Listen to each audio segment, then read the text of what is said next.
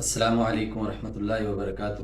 اللہم صلی علی محمد وعلی آل محمد وبارک وسلم وصلی علیہ۔ مالدیپ جو کہ 1192 چھوٹے چھوٹے جزائر پر مشتمل بحر ہند کا ایک سیاحتی ملک ہے۔ اس ملک کی ساری آبادی مسلمانوں پہ مشتمل ہے اور یہاں کی شہریت حاصل کرنے کے لیے بنیادی شرط مسلمان ہونا ہے۔ اور اس ملک کے بارے میں ایک دلچسپ اور حیرت انگیز بات یہ ہے کہ یہ پورے کا پورا ملک صرف 1 ماہ کے اندر مسلمان ہو گیا۔ بادشاہ سے لے کے عوام تک سبھی لوگ صرف 1 ماہ میں مسلمان ہو گئے۔ اس کے پیچھے کیا وجہ تھی؟ آئیے آج ہم آئی کے ٹی وی یعنی اسلام از نالج ٹی وی کے اس خوبصورت پروگرام میں یہ جاننے کی کوشش کرتے ہیں۔ محترم ناظرین، مشہور سیاح ابن بطوطہ نے اپنی کتاب تحفۃ الانظار فی عجائب الامصار و غرائب الامصار میں یہ واقعہ ذکر کیا ہے۔ ابن بطوطہ جو ہیں وہ مالدیپ میں بہت عرصہ رہے، وہاں کے چیف جسٹس بھی رہے۔ وہ لکھتے ہیں کہ ایک گاؤں میں جو کہ سمندر کے کنارے تھا، وہاں پہ ایک عجیب و غریب طریقے کا توہم پھیلا ہوا تھا، عجیب عقیدہ وہاں پہ تھا کہ ہر مہینے کی آخری شب سمندر کی طرف سے ایک بہت بڑا عفریت، ایک بہت بڑا جن آتا اور وہ لوگ اس جن کی خدمت میں ایک نوجوان کنواری لڑکی پیش کرتے، رات کے وقت مندر کے اندر اس کو چھوڑ کے آتے اور اگلے دن صبح وہ لڑکی وہاں پہ مردہ پائی جاتی اور یہ لوگ اس کو جلا دیتے۔ لڑکی کا انتخاب ہر مہینے قرعہ اندازی سے کیا جاتا تھا۔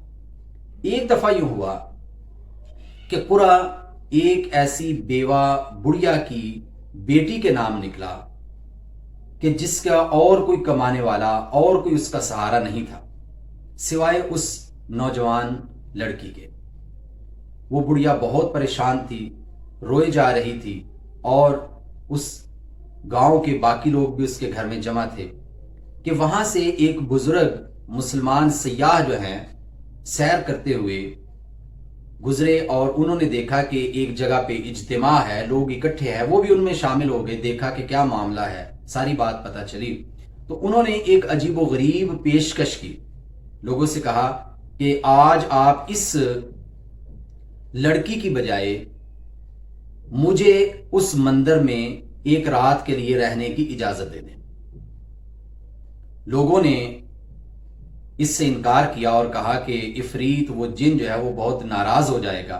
بہرحال کسی نہ کسی طریقے سے ان بزرگوں نے گاؤں کے لوگوں کو قائل کیا اور خود مندر میں جا کے بیٹھ گئے اور وضو کیا اور قرآن مجید کی تلاوت کرنے لگے۔ رات کے وقت وہ عفریت روشنیوں اور کمکموں کے ساتھ اس مندر میں آیا اور پھر کبھی واپس نہ آنے کے لیے جلدی سے وہاں سے چلا گیا اور سمندر میں جا کے غائب ہو گیا۔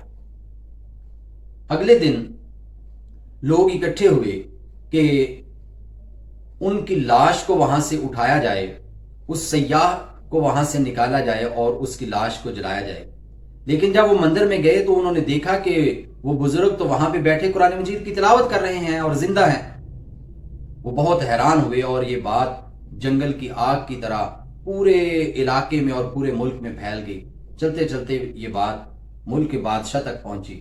بادشاہ نے ان بزرگ کو، جن کا نام شیخ ابو البرکات بربری تھا، ان کو بلایا اور ان کی بڑی عزت کی، ان کو بڑے اعزازات سے نوازا اور وہ جو بزرگ تھے انہوں نے بادشاہ کو اسلام کی دعوت دی، اسلام کے سچے عقیدہ توحید کی دعوت دی اور وہ بادشاہ مسلمان ہو گیا۔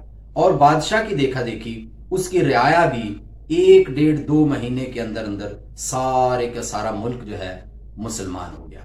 یہ ملک 1192 جزائر پہ مشتمل ہے جس میں سے 200 کے قریب جزائر کے اوپر انسانی آبادی ہے، اور وہ بزرگ جو ہیں وہ بہت دیر تک مالدیپ میں رہے، اسی کو اپنا مسکن، ٹھکانہ اور وطن بنایا، یہاں پہ اسلام کی تبلیغ کی اور اپنے داعی اسلام کے مبلغ ہونے کا حق ادا کیا، سینکڑوں ہزاروں مساجد تعمیر کرائیں اور وہیں پہ فوت ہوئے اور وہیں دفن ہوئے، اور یقیناً آج بلکہ قیامت تک ان کو اس صدقہ جاریہ کا اجر ملتا رہے گا۔ شکریہ، والسلام علیکم ورحمۃ اللہ وبرکاتہ۔